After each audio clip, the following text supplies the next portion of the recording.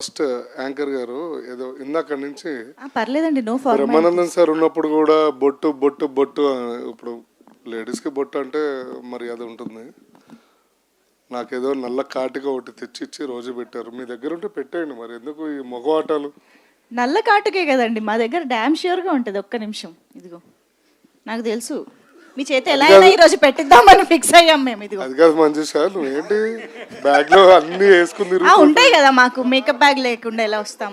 కమాన్ మరి ఫరియా గారు పెడతారు ఇప్పుడు. కమాన్, జీవన్ గారిని క్యారెక్టర్ లోకి తీసుకెళ్తున్న ఫరియా గారు.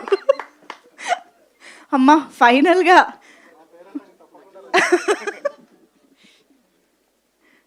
అంటే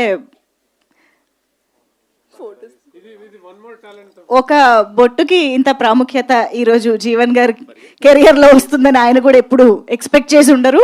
కానీ ఫరియా గారు పెట్టడం అనేది ఇంకొంచెం స్పెషల్ అయిపోయింది. కొంచెం అబ్బా దిష్టి చుక్క కూడా పెట్టారమ్మా.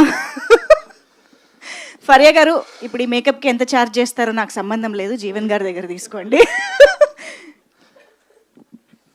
మంజుష గారికి పేమెంట్ ఆపేయండి సార్. Thank you Faria. ఇది నా జన్మ సార్థకం అయినట్టుంది. చాలా బాగా వచ్చిందండి బొట్టు. నేను అందంగా ఉన్నానా, అందుకని దిష్టి చుక్క కూడా పెట్టేసింది.